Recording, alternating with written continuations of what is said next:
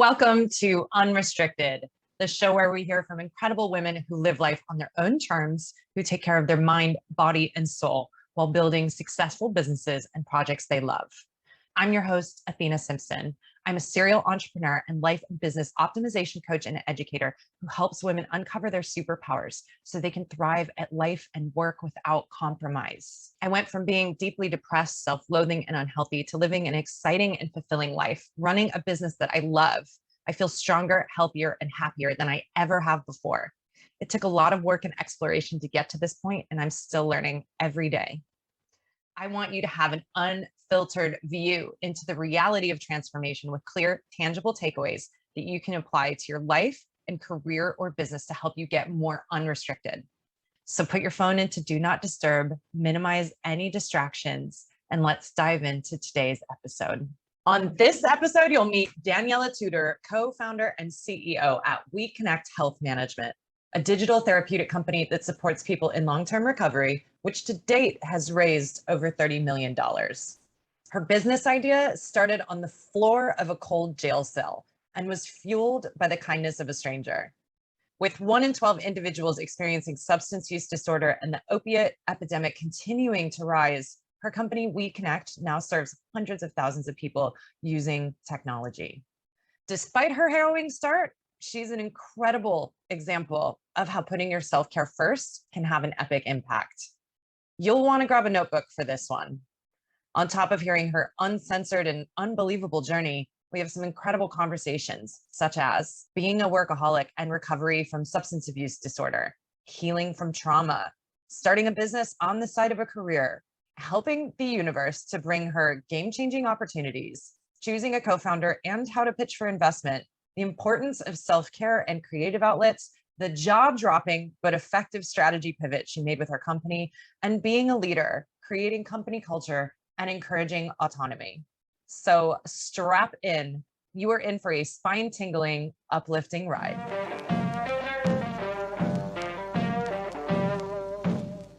Hello and welcome to another episode of Unrestricted. I am so excited for today's guest. I can't wait for you to meet her. Please welcome Daniela to the show. Hello. Hi, how are you? Thank you so much for having me on. I'm so excited you're here. I have been like girl crushing on you since I saw you speak last year, and I'm really excited to share your story with the audience. I think it's incredible. So to kick us off, tell us who you are, where you are, and what you do. Yeah, absolutely. So I'm Daniela Tudor. I'm currently in Los Angeles, though I travel quite frequently. For those that don't know, Athena and I actually met in Tulum while I was speaking at an event called Mindset. So love traveling. And what I do is I'm the co-founder and CEO of WeConnect Health Management currently. I also invest in underrepresented founding teams or social impact companies. And I also have some creative pursuits, and I love animals. Amazing. Tell us a little bit more about WeConnect Health and what it is. Yeah, so WeConnect Health is a mobile app that helps people stay in recovery or support whatever path of recovery they're on in regards to substances.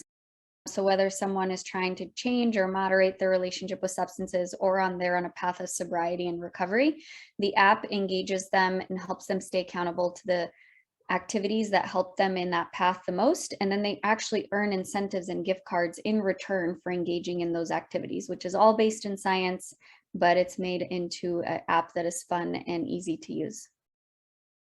I love this. And later in this episode, we're going to dive into a lot of this stuff because I have so many questions to ask. But first, I want to establish some, groundwork, because this idea came from your own life experience. So if you could go right back to before you even founded this company, what was going on? How did this idea birth, or what was the inspiration behind it? Yeah, absolutely. So just to really take it back, I was born in Romania during communism. And when I was 5 years old and the revolution happened, my dad went to Germany, brought my mom and I over 6 months later. And that just started continued rather, my youth of consistently moving around, going to new countries, learning new environments, making new friends along the way. So by the time we got to the United States, I had a ton of unresolved trauma and just questioning sort of where I belonged. And in high school, I restricted my eating and over-exercised very heavily. And then when I got to college, which was also another move to sort of what I call move away from myself and escape myself, is I graduated high school early in order to go to college because I thought that where I was the problem, but really there was just a lot of discord inside of me. And I didn't know quite where to place that. And so I started drinking and using drugs. And for a long time, for years and years, that was a big part of my life, just as much as workaholism was. So like burning out, working really hard, and then using drugs and alcohol to cope. And professionally, I had started during the day forming engineering teams for big enterprise companies like Microsoft. And at night, I had started a DJ booking and nightclub promotions company. And so after some time of doing those things, I moved down to California from Washington State, where I spent my college years and my first couple jobs. And I founded a company that was called Soundstrokes Art. And that company, what we would do is we would take the visual waveform of your favorite sound and transform it into a high-end painting. So music producers could get a visual painting of their hit song, expecting parents could get a visual of their baby's heartbeat, or newlyweds was the other common one of them saying I love you to each other. And my co-founder for that, who's my best friend today, a couple years into it, sat me down and said, you know, because I love you, you really need to take care of your drinking and drug problem. And it was the first person that approached me about this with unconditional love. So I was actually able to hear her. And so realizing that I had a problem, though, was just the beginning, because I had no idea that this is actually a healthcare condition, that substance use disorder is something you can get treated like diabetes or cancer. I just thought it was something that I had to do alone and on my own, because guess what? Coming from an Eastern European Romanian family, you don't sit around the dinner table talking about therapy and behavioral health and wellness. So moved back to Seattle, tried to stop on my own, which only led me to get a DUI. I ended up blowing a 0.29 BAC after being at the police station for 3 hours. And then months later, I missed my arraignment for my DUI, and that was the last time I used drugs and alcohol. I got arrested for missing that arraignment. And I remember sitting in jail on the cold floor and thinking, like, I don't know how to live with substances, but I also don't know how to live without them. And I opted to lock myself in my parents' house for 3 days until I could find an empty bed at an inpatient treatment center. The only reference point I had for rehab to this point was seeing Lindsay Lohan on TMZ going to rehab. So didn't really know what it was about, but I wanted to show my parents that I was really willing to try anything possible to solve this problem, because they'd made so many sacrifices to come to the US. And so I went into this 28-day program, and I thought, you know, I'm going to be here for 28 days. I don't think it's going to work, so I'll probably take my life, but at least I'll know that my parents knew that I did everything that I could. That was like me going in the first 24 hours. By the time it was 48 hours, I felt the first time of actually having a deep sleep that I've felt in years. I felt this heavy thing leave my body. And I started connecting with people from all walks of life that were in their same reason as I was. And I just recognized that maybe there was hope. And I started doing everything that the counselors told me and guided me through. And that's where the inception of WeConnect Health came about, because I recognized the 3 major barriers that people face in this new path of life. One is lack of human connection.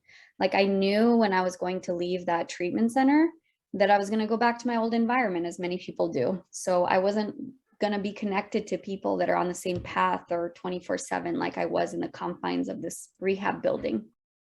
The second was lack of accountability. So at the end of the 28 days, the counselor gave me a piece of paper, and it listed all this stuff from meditation to outpatient to 12-step meetings that I'm supposed to do like weekly and daily for the rest of my life to stay in recovery. But all they did was like give me a piece of paper. And I was like, oh, no wonder that the reoccurrence rate is so high and the overdose rate is so high.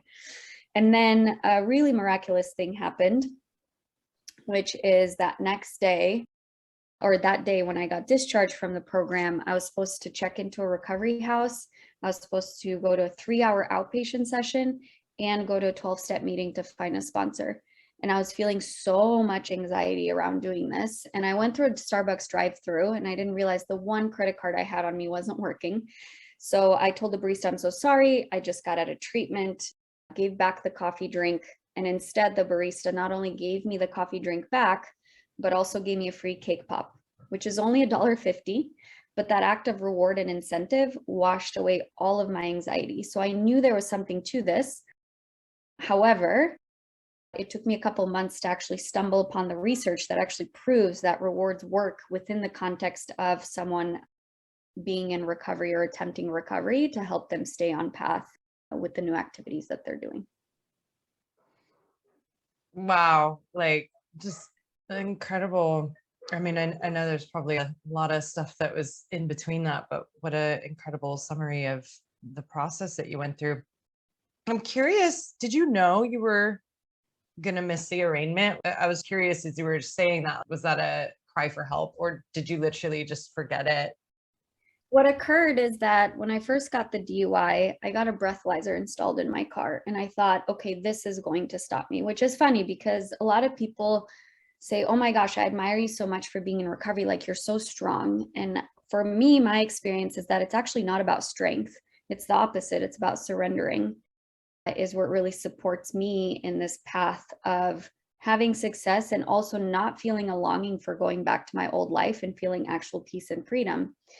But at the time, I had no idea about this and I hadn't had that experience. And so I thought that getting the breathalyzer in my car would stop me, like that would solve the problem. And sure enough, within the first 5 hours of having my breathalyzer in my car, I blew a .22 into it. And so I thought there literally is no hope. Like, I'm not going to be able to overcome this problem. So I think it was more of nothing really mattered at that point. I really believe that if things did not occur in the order that they occurred, that I wouldn't have been alive for longer than 2 weeks. I was really just a point of like complete giving up, because that's different than surrender. It was actually just giving up. And that's what led me to know that the arraignment was there. I didn't even know that the consequence would be going to jail, but I just, at that point, I didn't prioritize anything in my life anymore. Yeah, I see that a lot with people that are like newly stopping drinking, or they're stopping and they're starting again, or maybe they're even curious about it. And, you know, every single one of them's like, I can't picture my life without alcohol. And I'm like, it's because you're not picturing what life could look like for you, right? Like, it feels like there's nothing when you're in that really dark place and you're just getting punishments instead of rewards, and you're not picturing like what life could look like. It's like, of course it doesn't feel like there's any reason to stop, or you can't picture your life without it, because most of us haven't taken a moment to just sit with ourselves and be like, what could my life look like if it was just my most incredible joyous life, you know? Right.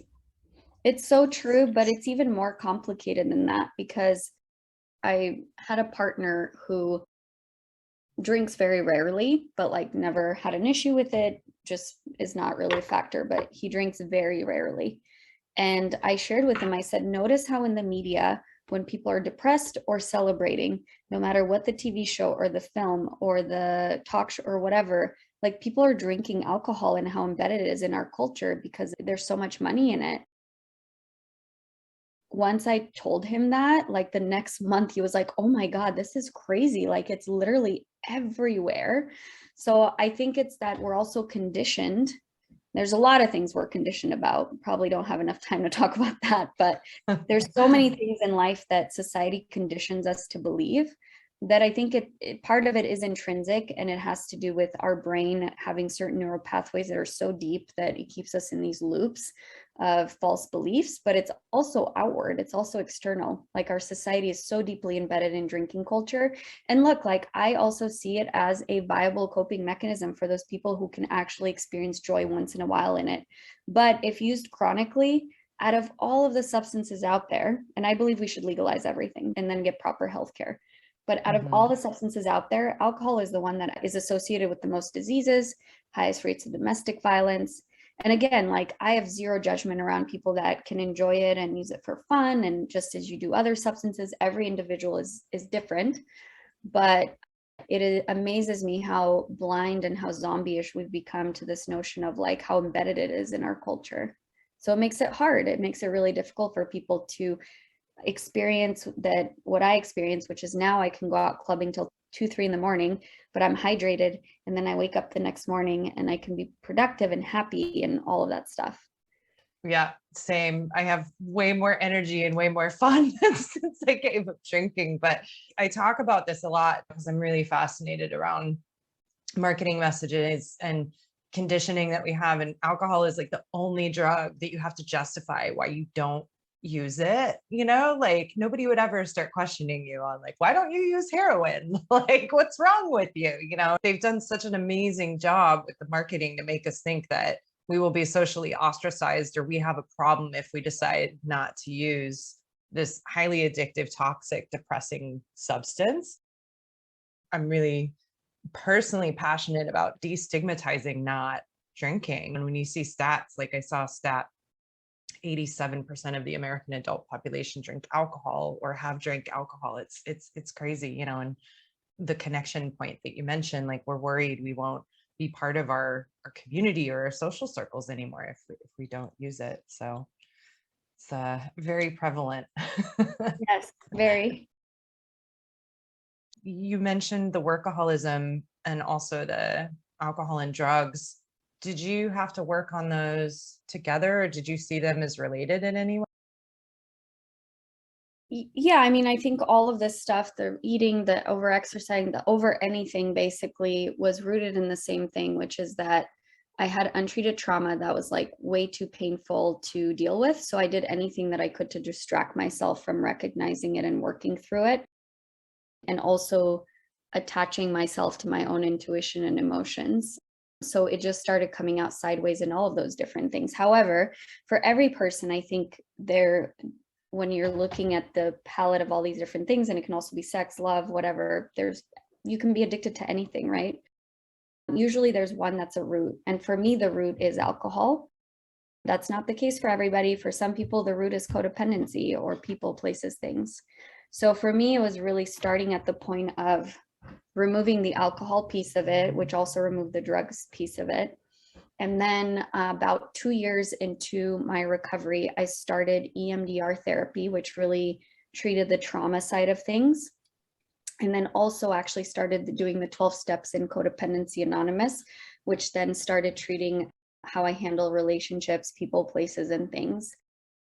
So by treating those two, it's allowed me to find balance and joy. And look, it's not perfect every single week, but it's allowed me to recognize when it gets off balance, when I'm overworking, and then get back into balance. And I also feel peace in the sense that, yes, am I always striving to achieve more, to grow, but make bigger impact and all of that? But I also genuinely, at the same time, feel inside that if everything was to end today, or if I was to, let's say, lose my business or have an empty bank account or whatever, I actually know I would be okay. And that for me is the barometer for knowing that I've solved for the workaholism by solving through the other stuff. Because if that had been 8, 9, 10 years ago, my entire self-worth was placed into what can I achieve? And again, that doesn't mean I'm unmotivated and I'm not trying to do big things and I have a long bucket list and I have huge goals, but I also know that there's things I can't control. And if everything was to go away tomorrow, like I would actually be okay. And I know that my self-worth is not attached to the success of the outward things.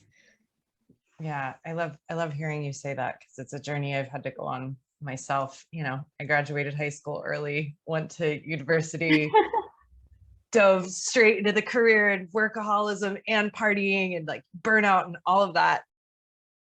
But I realized that I was attaching my own self-worth or even seeking love in these pursuits outside of me, right? Like I didn't know how to show myself any love whatsoever. And I remember when I finally decided to get help because I was very deep in depression myself and I was suffering post-traumatic stress disorder from a miscarriage in 2018. I was just like at my darkest and I was talking to my therapist and she's like, well, what do you do to nourish yourself? And I was like, I don't even know what that is. She's like, could you maybe take 10 minutes with a coffee in the morning before you turn on your phone? I was like, the team in Asia need me. Like, Yes. crazy, you know? And now obviously like nourishment is a massive part of my life, but it's crazy how the different threads or the different conditioning or the different trauma can just show up in these ways that we don't even realize or attach them to. And the more I do this work, the more I'm like, oh, interesting. That same thread that showed up in, you know, relationships is now showing up in like my money mindset. It's all interconnected.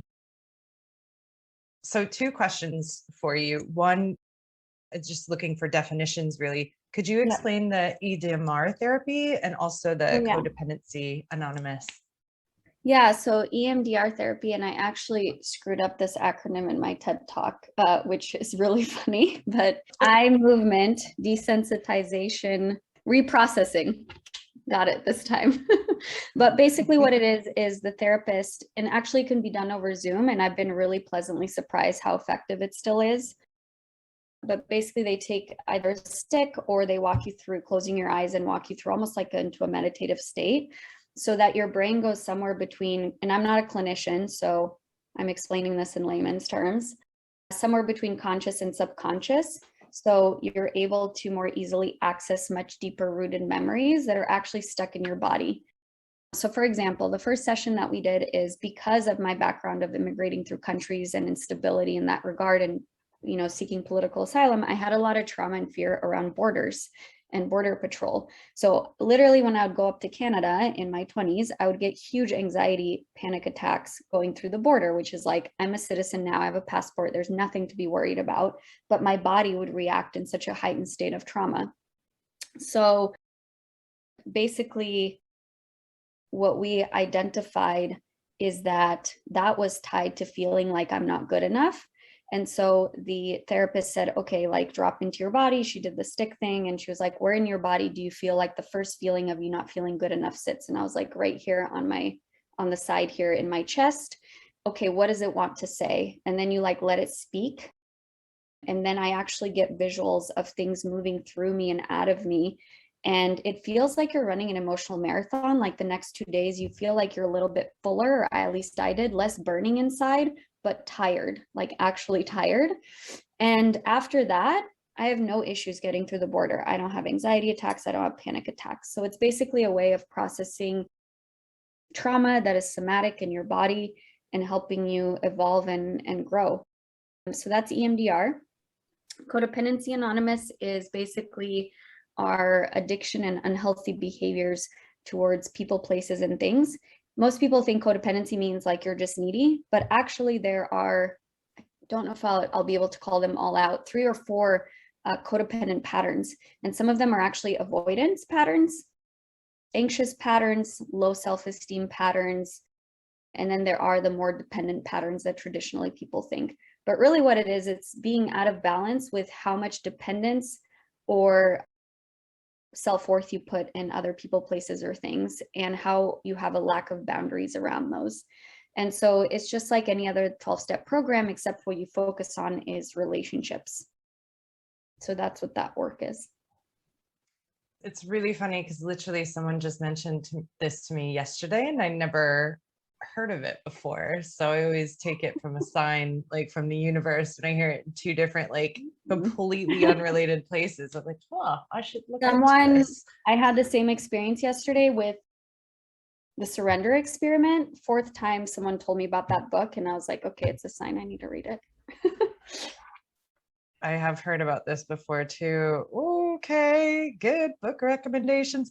So we took a very awesome departure there, but I want to come back to, okay, so you got out of treatment, you had this piece of paper with a bunch of stuff that you had to do. And then you said a couple months later, you came up with the company idea. So talk me through what happened next. Yeah, so, well, I had the idea actually in treatment. I was like, we can use technology. Everyone has smartphones now. Even people experiencing homelessness, there's like misconception. They actually have phones. And so I actually, this is so funny now looking back, I was like, 20 days sober, and I requested a meeting with the director of the treatment center because I wanted to pitch him my idea. And now, like, thinking back of like what a person 20 days into recovery looks and operates like, and like how I mean, I know I still had toxins in my body because I actually started getting acne all over my back. My body was actually detoxifying. Pitching a business idea 20 days sober. So I go in there and I like pitch this director, and it's great. Like, you know, we're good acquaintances now. And I've told him, like, we laughed last like 2 years about it. And I was like, I can't believe I like pitched you this idea. But he's like, but you did make it happen. I was like, yeah, but so I had the idea from the get-go. However, I did have the mind to think like probably not a good idea to start a business right now so early in recovery, but I know that I need to learn native mobile apps because even though I'd been in tech, it mostly had been enterprise systems and big company stuff. So I knew I needed to learn native mobile applications in order to be successful at starting a mobile app. Because it's a lot more nuanced than people think. I get pitched mobile app ideas all the time, and it's not as easy as people think or as uncomplex. So I took a job doing marketing and recruiting and sales at a mobile app development company. I told the founder of that company and I said, hey, I'm working on my own personal idea. The commitment I can make to you though is that when this idea starts getting too big or takes over my thinking and starts bleeding into the work I do here, I will tell you about it and I will quit. Do you still want me to work here? And he said, yes, absolutely. Let's go. And I was like, okay. So in this 2-month period, at night, I start wireframing the app, you know, seeking a co-founder. And I'm living in a sober living home with like 6 other women. And I come home and I log on to Facebook and I see this contest that said, submit your top 3 bucket list items based on creativity. We will choose a winner to go to Richard Branson's island for his tennis tournament called Necker Cup. And mind you that you talk about universe stuff. In treatment, there was a question, a journal prompt, and it said, if addiction was not holding you back, what would you do with your life? And I said, I would be almost a la like a female Richard Branson. I would make a huge impact in entertainment and healthcare, and I would like be of service and help millions of people. And the person that I swapped this journal entry with actually later on like sent me a screenshot of it, which is crazy. So I journaled about this and I enter this contest. I submit my top 3 bucket list items. They were 1, volunteer in a developing country for Red Cross during a natural disaster. 2 was to live 1 year on the world ship. It's this giant ship. It's like a floating city, 100 condo units and tennis courts and malls and restaurants, and basically it floats around the world. And then the 3rd bucket list item was to be on a plane flying over different time zones during New Year's Eve. So you technically experience New Year's multiple times. And I won the contest.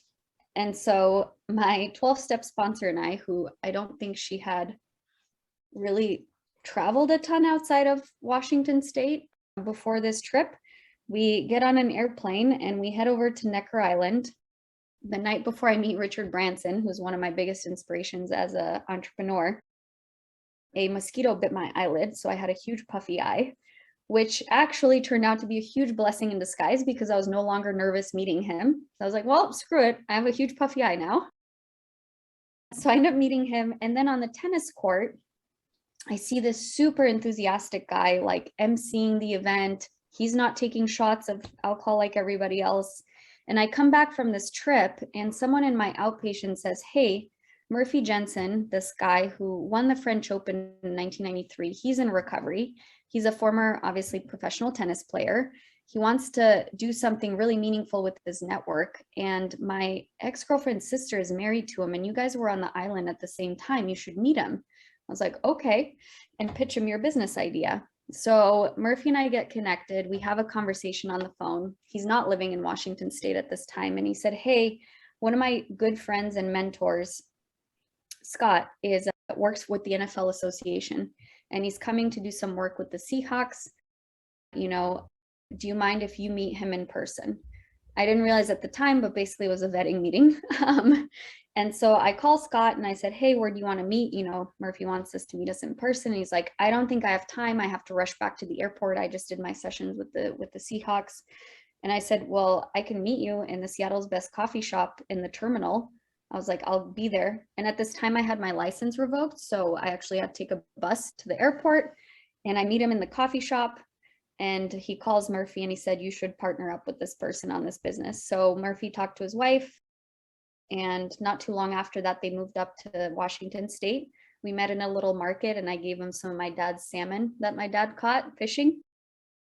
And then we started, really thinking about the business. At this point, I'd pitched the idea at a ton of pitch competitions, not because those are, to me, really worthwhile in terms of the capital or the money or whatever, but they're great practice grounds for networking and also just practicing your pitch. So we got our pitch to a point where we felt really confident about it. And then Murphy set up an investor meeting with a serious investor out of Arizona. And we flew down there and pitched it and got our first investment, which was $250,000. What was crazy about that is I kept my promise to my employer. And a couple weeks preceding this meeting, I passed that threshold where I was obsessing about WeConnect so much that I knew it wasn't fair to the employer anymore. And so I quit. And if we hadn't gotten that investment, I wouldn't have been able to make rent the next month. So thank God we did. Wow. There's just so many amazing things in that. First of all, you made the decision when you came up with this idea that you wanted to have a co-founder? So I think if for anything, the human connection part is just as important in business as it is in recovery. It is really important for people to have, in my opinion, co-founders. And then how you make it really cherry on top, perfect kind of cake, is that you don't just find co-founders that, because they'll fill that sort of communication, emotional pathway where you can't talk about stuff with anybody else but them that you're going through in the struggle. But you also have to identify what gaps you have that they can complement. And so it is really important for people, in my opinion, to have a co-founder or two. We actually started out as a 3-person founder team, and Murphy and I continued on. But it is really critical that even just as an exercise, even if you don't end up finding a co-founder that complements your weaknesses, to know what your weaknesses are, because nobody has everything that they need to really be successful. You need teammates. So whether it is a co-founder capacity or it is teammates as employees, everybody, I hate the term self-made. There's no such thing as being self-made. You can come from humble beginnings, but ultimately someone along the way gave you some opportunity or something happened. And so I think it's important to be a conscious leader to recognize what your opportunity areas are, and then you can find a co-founder that complements those, or at least do it as an exercise that's beneficial for the business. I really like that explanation. Did you know this going into it, or is it something on reflection that you realize that's what you did naturally? No, I knew what my gaps were in order to accelerate the business, which is that I needed someone that did have closer connections to really high net worth people and angels, especially the topic we're dealing with early on. I knew that going the institutional route, we needed a little bit more latitude. And also we're creating a brand new market. We co-created the market of digital therapeutics for SUD. So I knew that we needed some room, and we needed some investors that really believed in the mission as well. And so in order to access that, I didn't have the network. I had the technical network of institutions. Like I could have gone to a VC and pitched, or gone to these pitch competitions and really crafted relationships that way. But I knew that I needed someone that was that. I also am actually kind of an introverted leader. So I knew it would be important to find someone that's really charismatic and extroverted as well. So those are 2 areas. So those were conscious decisions, just as it was too, to make our company be what's called a social purpose corporation or a benefit corp. I had to make a decision. Are we going to be a for-profit company, or are we going to be a not-for-profit company? And I found a happy medium. We're a for-profit company, but with a social purpose corporation designation, because I felt that in the not-for-profit space, we couldn't move as quickly towards impact. And I love that you bring that up, because I feel like the charity model, the nonprofit model is quite flawed, because they're looking for handouts instead of creating impact with their business just baked in, right? Like, how do we create impact and do right by people, planet, others with the business that we have. So that's really cool to hear that. So the other thing I wanted to touch on, so you were working this whole time while you were setting this up, going through recovery and also former workaholic. So how did you navigate all of that? Yeah, I genuinely put recovery first. So I went through the 12 steps. I started therapy. Actually, this is funny because it's really forcing me, I think, to look at some things I need to look at, which is that I had a very long morning routine getting ready. Like I didn't look at the phone. I would meditate. I would do all these things. Self-care is still a very big part of my life today. But in those early days, it was like a lifeline. Like I had to put that stuff first. So I put those things first. So I didn't lead, if this makes sense, I didn't lead the pace of acceleration. Like it was like I put my recovery first, and then when there was room to chip away at WeConnect after showing up for work is how I did it. So could I have done it faster? Yes, but that would have been at the cost of my recovery. So that's why it took, nearly a year of messing around with the wireframes and like pitching at different pitch competitions to really get it started properly.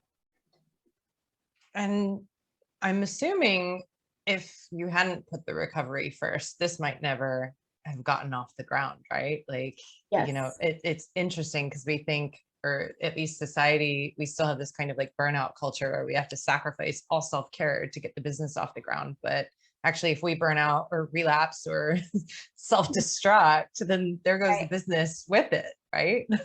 Yeah.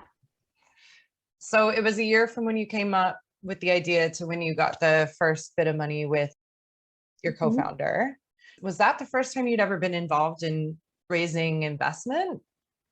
No, so that business that I mentioned before with the paintings, we had an investor for that, but it was different. It was like one angel, and it was definitely more of an SMB, so small medium business structure.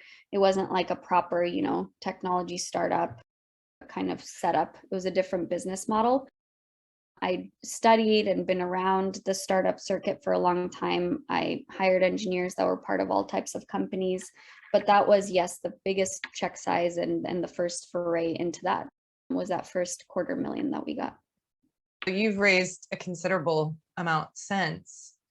What's that experience been like for you? Has it all been through personal network, or have you come up against challenges with this idea? For some of the people listening, they might never have done any investments. If you could just shed some light on Yeah, that process in your personal experience.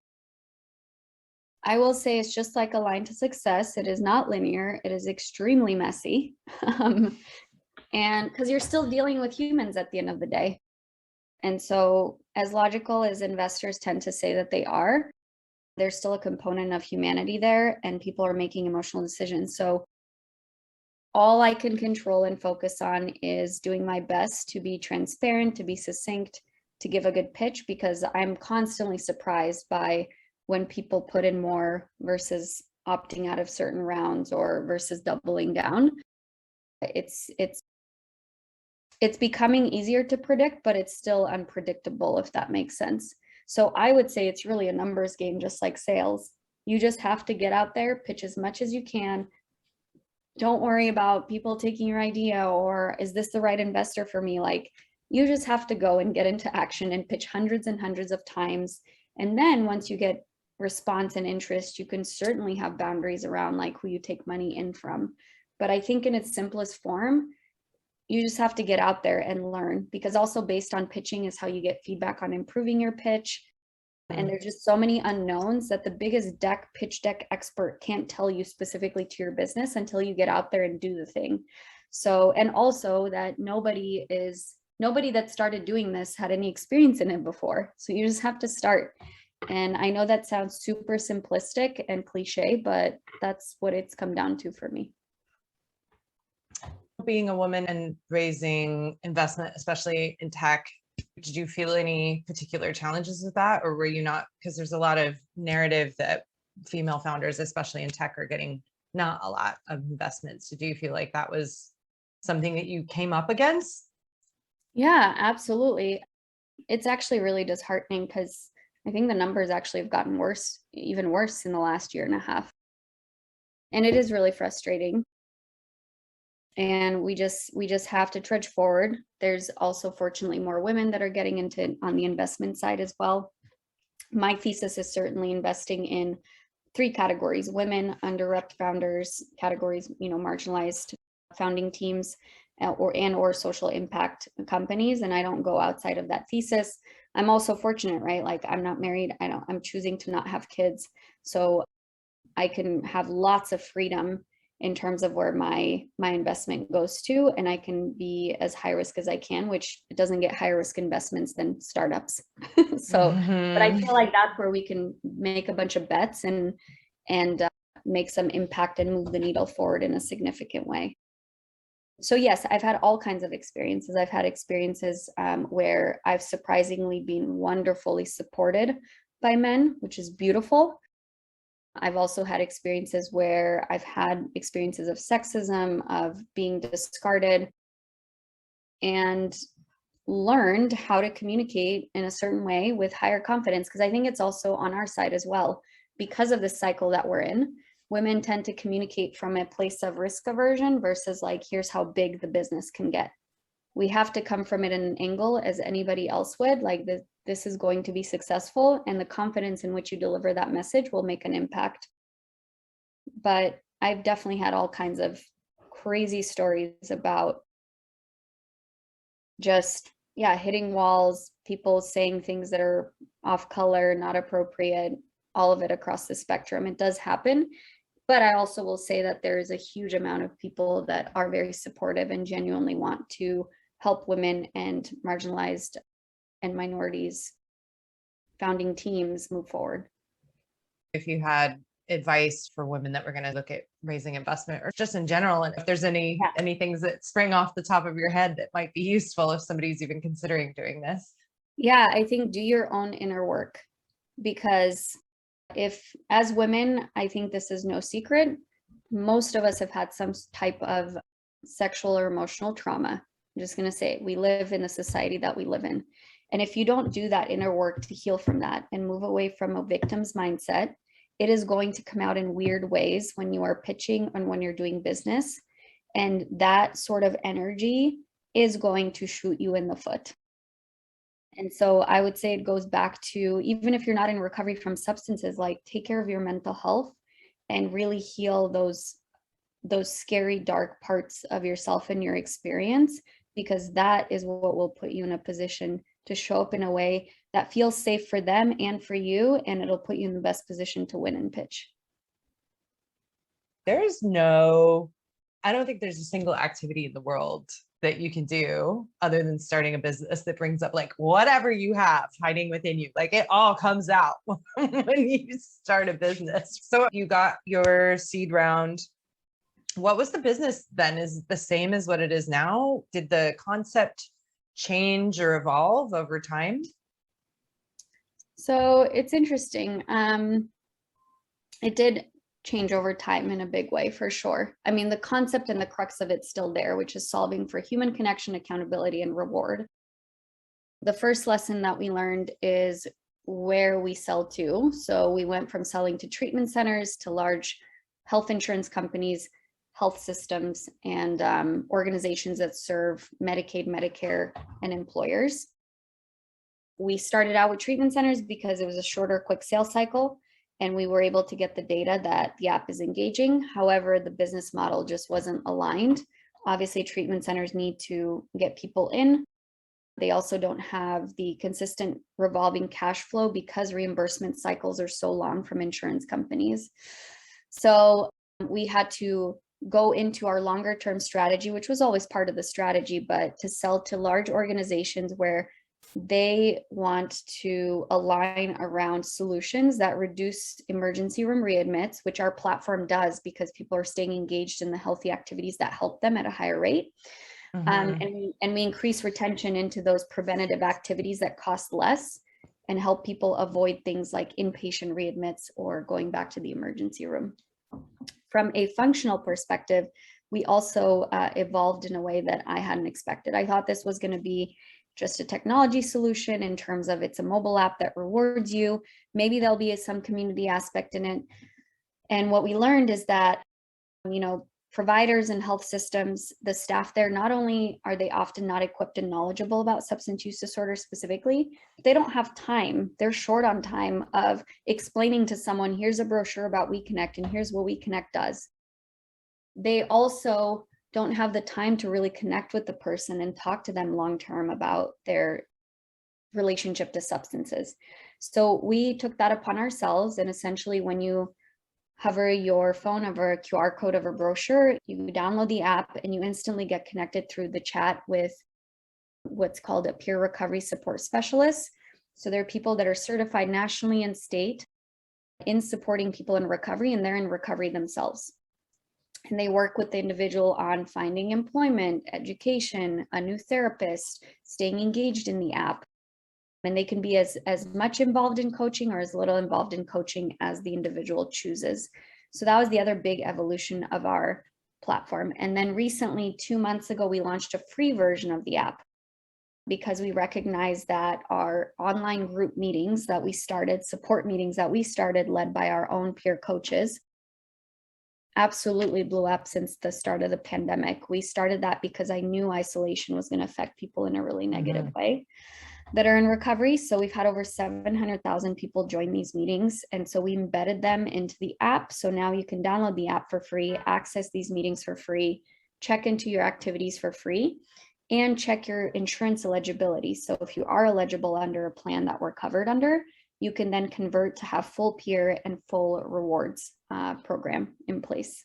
So that's the other big evolution that we've had in terms of our platform that at the time I hadn't thought of.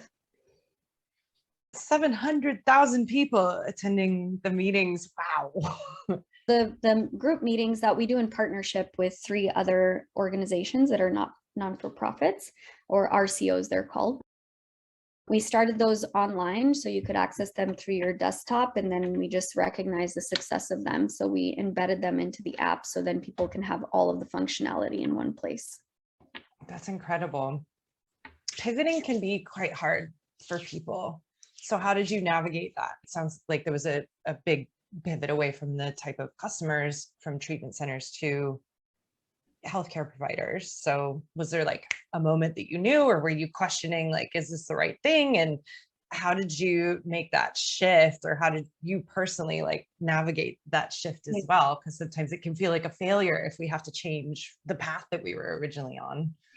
Sure, but it's out of necessity. We weren't making money and we were running out of money. So in part, the other part is we always had that on our business plan, but that's the great part about almost the sort of irony of growing a company, is that oftentimes we'll have things on our list of things to do, and then something will happen that will like push you into doing that thing that's been on your list for a while.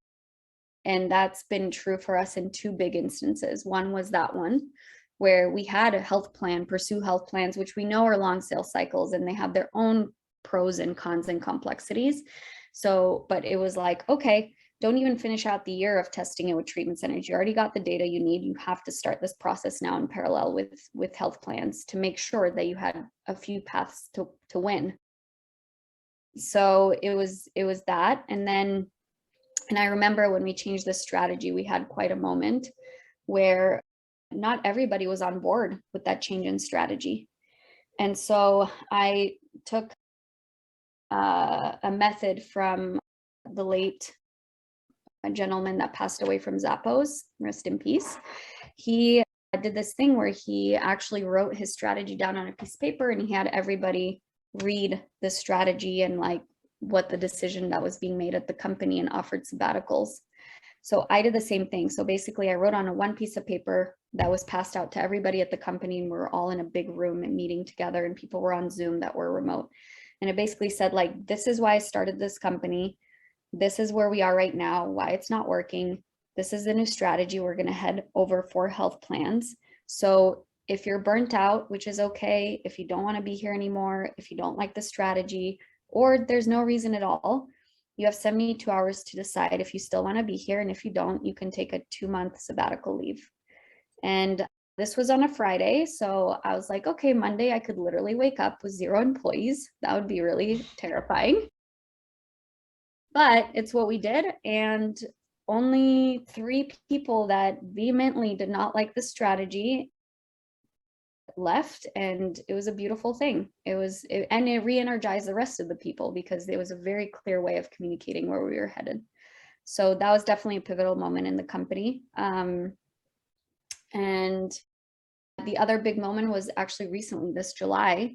We're working with these large customers. Oftentimes their priorities change, things get delayed.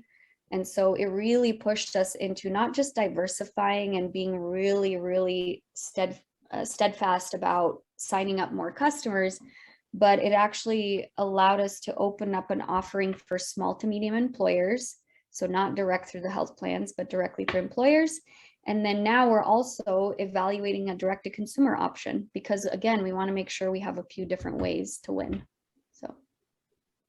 Wow. I just want to go back to like the letter.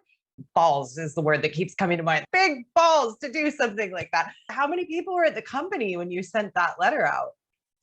Oh, back then I think we were at 30 something. I think we were at 30 something people. Yeah. If everybody left, like, yeah. Whoa, what? Did you sleep at all that weekend? Yeah, no, I was definitely worried. I was like, we'll see what happens. I don't know. So did you just do this? Because by this point, you'll have investors, you'll probably have a board. Like, did you have to go through a process to get sign off to even do something like that? Or you're just like, I'm going for it? No, I mean, for something like that, I didn't need necessarily sign off or anything like that. The board, of course, was on board and agreed that we needed to change our strategy. So that was like very clear. And that was approved. How I got that done was obviously entirely up to me. And I will give credit to our former COO. He actually nudged on this idea, and he was an incredible colleague, and I'm sure, hopefully we'll partner on many things to come in the future. But he really supported me with that, and it was truly a team effort in that regard at the executive level. So I'm very thankful to him for that. Wow, I'm just like, I love stories like that, these behind the scenes things that we don't necessarily get access to. And actually those 3 people leaving that were vehemently opposed to it, had you not gone through this process, they would have probably just been continuing to be vehemently against it and affecting the energy and excitement of everybody else with their negativity. So it's almost like clearing out the dead leaves on a tree so it can grow even quicker. No, 100%. That is the reason that I thought it was important, because that's the thing, is like having energy that is contrarian. There's a difference between having healthy debate and arguments, and like that should be happening. If that's not happening at the company, then something is also wrong. That means people are disengaged. But to have people that are actually not marching in the same direction, once you've sat down at the table and made a decision, you stand up and go in the same direction.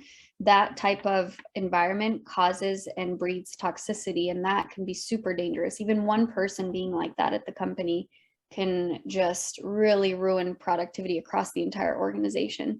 So it's very scary and very, very dangerous for sure. It's a great segue, actually, because I did want to talk to you about building a company culture. And I love the things that I've seen you share in your TED Talk, which is an incredible watch for those that are listening or watching. Please check that out as well.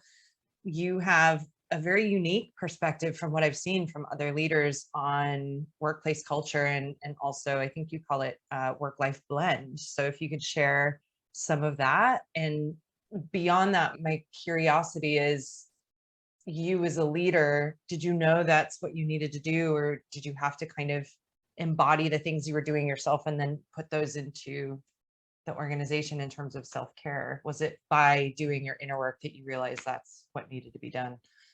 Yeah, I mean, I have to, walk the talk. If we're going to be a wellness product and a wellness company, like we have to embody that across the organization. Second, because of, like you said, my own journey, I realized that that is the key to success in any category in life, and romantic relationships and work relationships and all of that. Like that really is the key. And so, and third, just, recently, like in that moment when I started really recounting back to my career and thinking about the things I wish that my employers or like my bosses had done or expressed.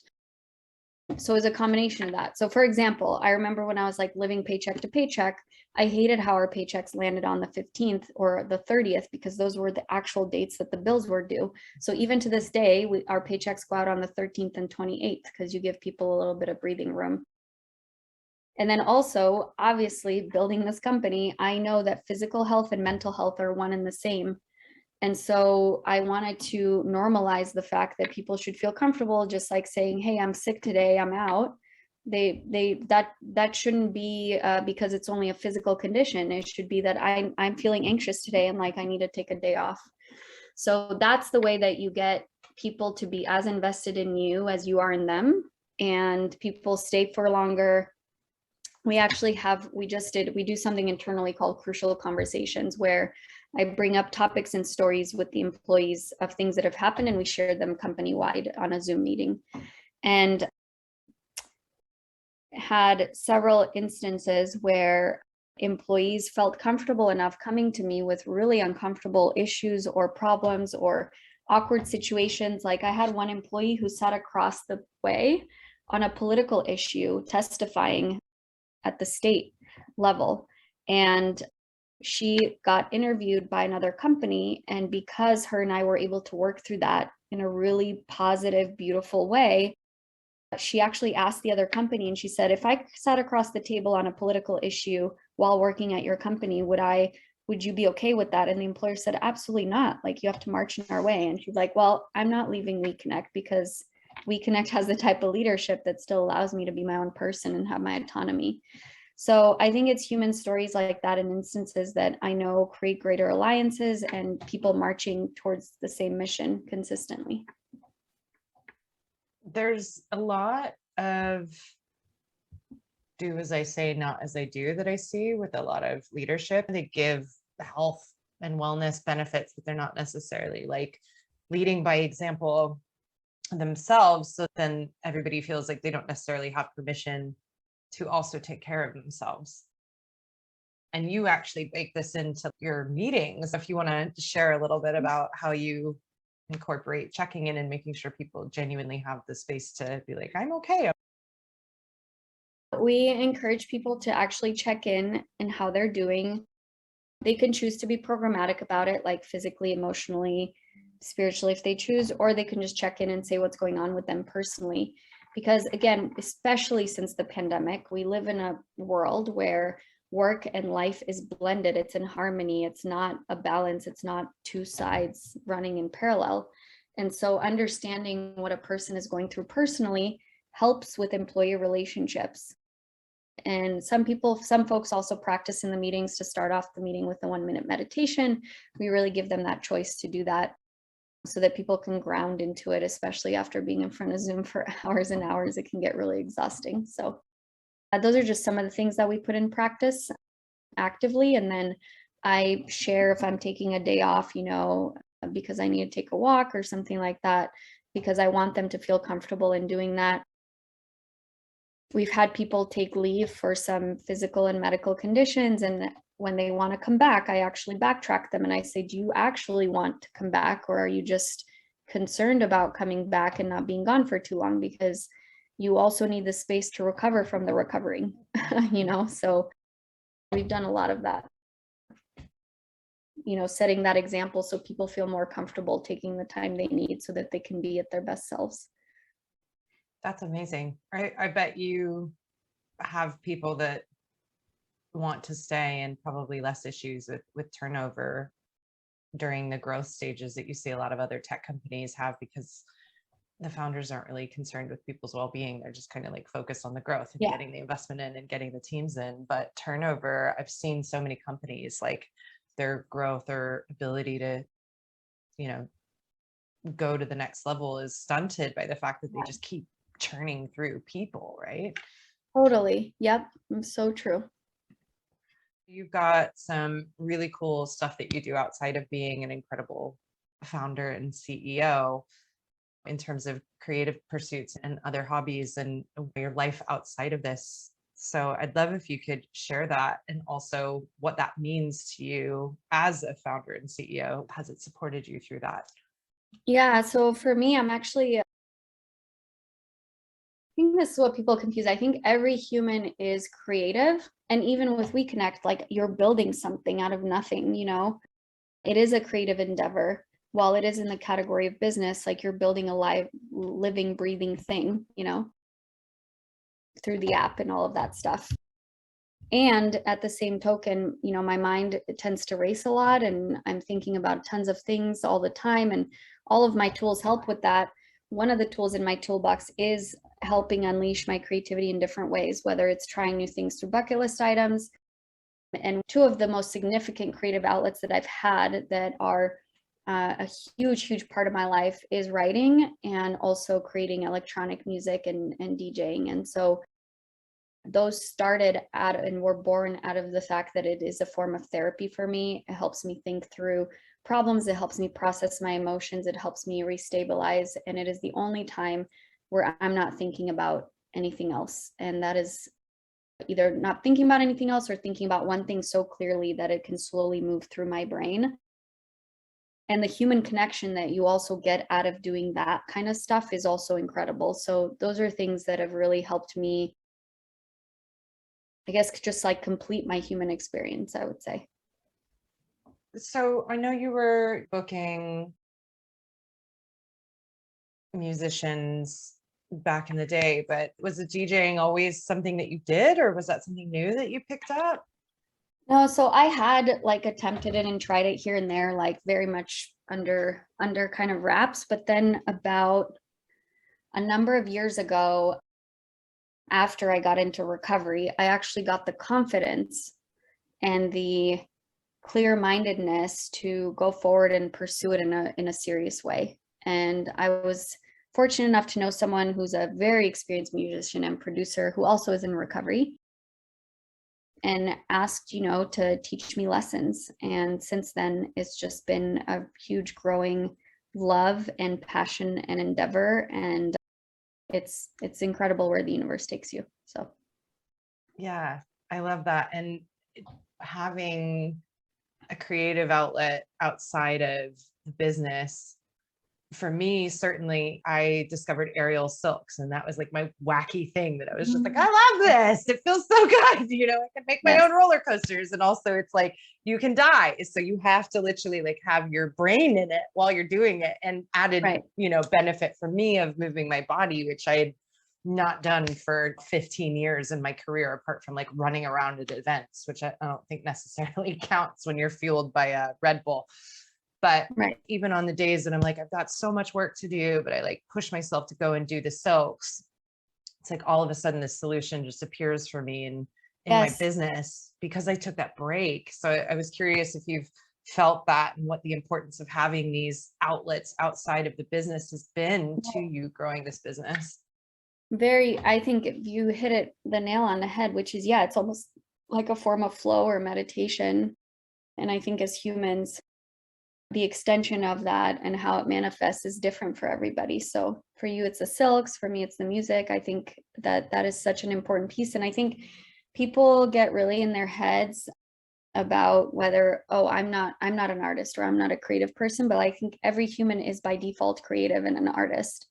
And you just have to let yourself explore that without expectation. So yeah, it's kind of returning to that childlike play and curiosity, that for some reason at some point in our life we're like, okay, I'm not allowed to be a kid and curious and just play anymore and have fun. We put these measures of I need to get to this in order for it to like mean something.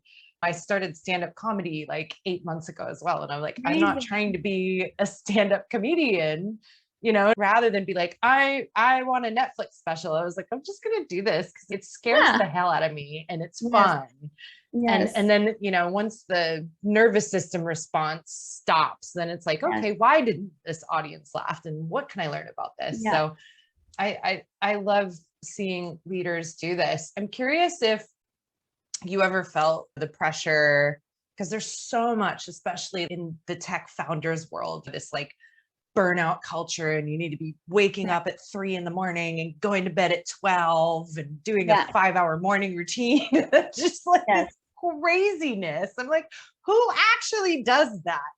And so there's a lot of pressure around it. It's almost like you're not working hard enough if you are taking time for yourself, if you're doing the self-care. So I'm curious if you come up against this, or if you just felt that pressure from what we're seeing in the tech community or the founder community, and how you navigated that. Yeah, I purposely, because of that, and I don't believe in that. I think there's sprints for sure. There's phases of sprints you need to do. That I started the company when it had a physical office. We're all remote now, in Seattle at the time versus Silicon Valley. So that was a very conscious decision in that regard. And then, like we talked about earlier, just upholding the culture. But yeah, I think it is a balance, and I can't claim that I have it perfect. But what I do know is that it wouldn't be sustainable long term to just burn out and do that type of schedule that you're talking about.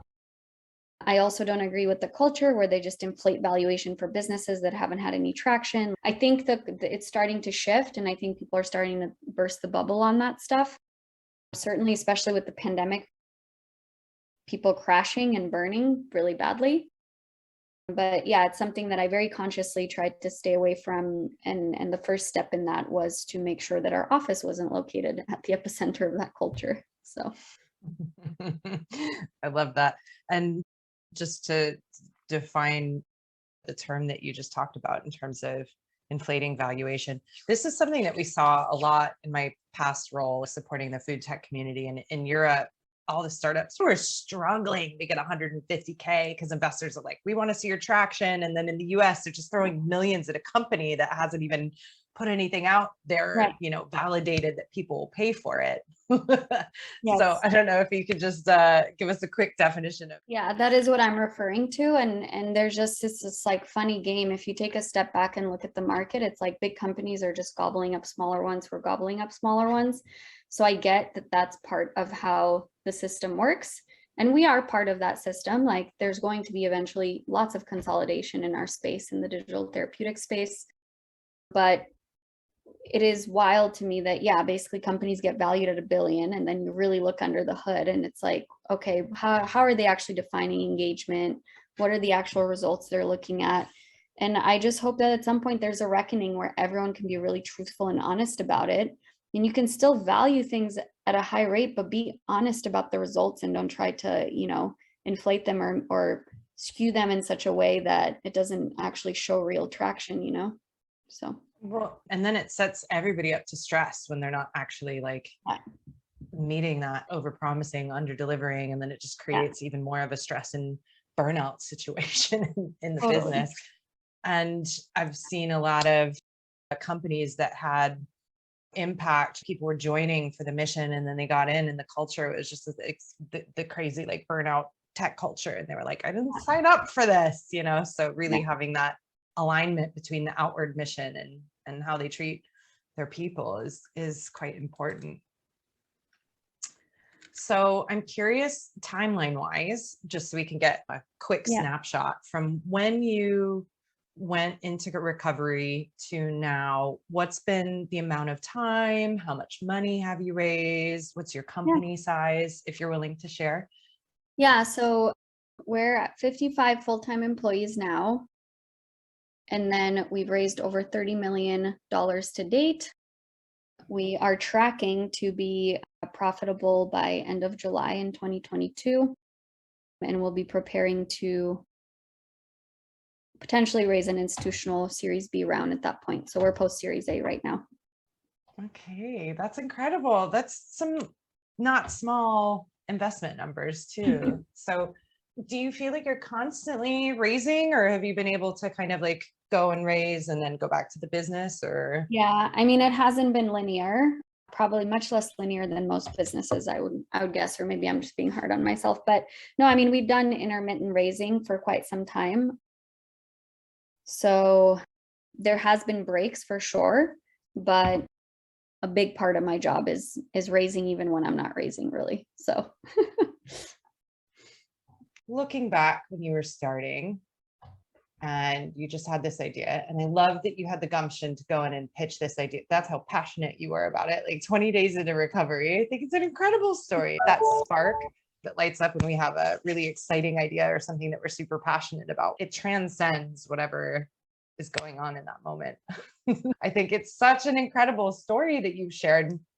If you were to go back to when you just first had this idea, 20 days into recovery, and you're pitching it to the guy, to where you are now and what you've learned, is there any wisdom or things that you wish you would have been able to tell yourself back then?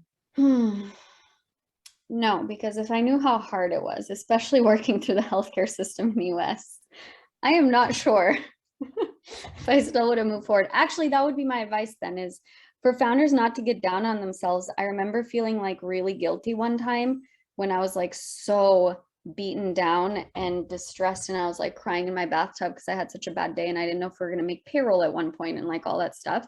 And then I remember beating myself up on top of that for feeling that way, for feeling like I wanting to give up. And I would say, actually, like, you're not trying hard enough and you're not moving fast enough and you're not growing enough if you don't have moments where you absolutely want to say, screw it, I want to give up. And just know that those moments are okay. What's important is you go to bed, you wake up the next day, and you attend the meetings you have scheduled, and you just move forward. So I guess that's what I would say. I'm so glad you brought that up, because we only see people at the finish line. We don't see them when they started the race. We don't see how they ran the race. And it can be really frustrating, especially when you're starting out, maybe not having gone through starting a business before. Even myself, this is my third one, and I have days where I'm like, what am I doing? I've been through this before, I should know, but I'm not exempt from the process because it's something new. It's something nobody's ever done before. So what keeps you going when you have those days where you're beating yourself up or had a really bad day? Obviously you said attend the meetings, but is there any other practices or things that you do, or guiding light, North Star, that helps you push through? Yeah, I mean, I use the different tools depending on what it is I'm experiencing, from health, really, I guess, notionally healthy things like doing the 12 steps, talking to people in my support community, meditating, creating stuff, and then things that are more silly, like watching Netflix, a bad reality TV show, or petting my cat. So I think we need to like normalize the fact that there are different kinds of coping mechanisms, and everyone needs to stop pretending like everyone does like the super healthy things that all these gurus talk about. Yeah. And what's important is knowing what tools you need in your toolkit, right? Like experimenting with the different things that can help you feel better. When I get really bad news, I discovered that actually doing the dishes and cleaning like really helps. I'm not like a super OCD person. I keep a clean place, but there's something about that activity that just makes me feel accomplished. But when really bad news hits, that I feel like I need to clean, I don't get that feeling otherwise. But just experimenting with different things and seeing what helps process like different emotions, especially when we no longer have the booze, right? And when we start realizing that if we're doing the same thing when we're celebrating as when we're soothing, that we're just kind of numbing this experience of like feeling. Sometimes we need different things, and sometimes it is to just sit there and watch Netflix. Exactly. My thing is like cook a big old thing of pasta and watch Netflix, but I'm like, you get to feel bad for yourself today. Sit in your pity party today, eat your pasta. Tomorrow we're getting up. We're doing it. I have one quick question. As much as you're willing to share, I picture the healthcare industry as very traditional, very corporate, and a lot of people have negative views on working with the healthcare industry, right? But you've found a way to forward your mission by working with them. So I'm curious if you can talk about A, what it's like to work with such very institutionalized corporate type clients, and B, how you justify or handle some of the opposition of working with people that in order to forward your mission. Yeah, I mean, it is difficult. One thing I will say, individuals for the most part, actually, no, all individuals that I've gotten the pleasure of working with in these institutions as individuals are incredible. And almost all of them got into the business because they wanted to help people. The system itself, though, and the organizations as a body have a lot of issues and challenges, which there is no secret around that, particularly in the United States. It is very difficult, and it's still difficult. So, we're not out of the woods. I wish that the engine was quicker and better at absorbing and deploying and supporting implementations of solutions like ours. But, that's life, and that's what we have to operate in. I think the biggest way to be successful, whether you're working in an industry like this or something else, is to continue to be humble in the sense that talk to as many people as possible, get as many experience shares as possible. Don't turn away when you hear that something you're doing isn't going to work. Absorb it, listen to it. You don't always have to take the advice, but I think the more people you can talk to and the more advice you can get, and the more you can study how others before you failed or did well, is like the path of getting there as quickly as possible. So. Yes, I love that. And very similar to my experience when I was working with the food industry. All the people are individuals, they're humans. And for the most part, they want to be able to make an impact and a positive impact and want to feel good about their everyday lives. So you find those people, your champions, get in there and have those conversations, and you actually can make a difference, as it sounds like you're doing. So if people want to find out more about WeConnect, where can they go? Where can they find out more information, or where can they get the app? Absolutely. So WeConnectRecovery.com. You can find more info about us there, and also link to either App Store. You can download the free version today to check it out if you're curious about it, or pass it on to a friend. WeConnectRecovery.com. Amazing. Cool. So my final question that I like to ask everybody on the show is for you to define in your own words what you would see living unrestricted as. So how would you define living unrestricted? I love that question. So for me, living unrestricted is a bit hard to explain, but it's really when I feel at peace inside. And when I can tell, I know myself well enough now when things are feeling out of alignment. So unrestricted for me is being in that internal space where I close my eyes at night and I just feel at peace. And I get to do that more and more every single year that I progress as a human. I don't think for me it'll be, at 100% all of the time, but what I can be thankful for is that I continue to move into that direction every single year, and I get to experience more out of life, and life keeps giving me more the more unrestricted I live. Love that. I love that. So amazing, Daniela. You are so incredible, and I could just talk to you for hours. So I feel like maybe we're going to have to do a round 2 at some point, because I want to hear so much more about what you have to say. But this has just been incredible and so insightful and so useful, I think, for our listeners to be able to hear from somebody like you that's so open about your journey and your amazing business, that you're genuinely changing lives. So I really appreciate you coming on the show and sharing so openly. Thank you. Thank you so much. I think you're incredible. Thank you for giving women a voice on this podcast. And I love following you and seeing all the adventures you get into. So I look forward to seeing you in Tulum. Thanks so much for tuning into this episode of Unrestricted. If you enjoyed today's episode, please take a minute to leave a review or give me a little shout out on Instagram at athena.simpson.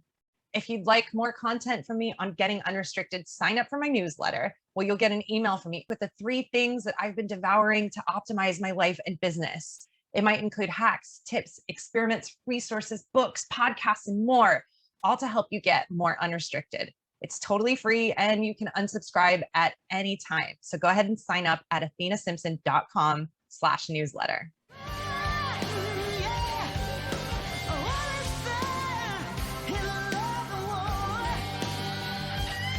You best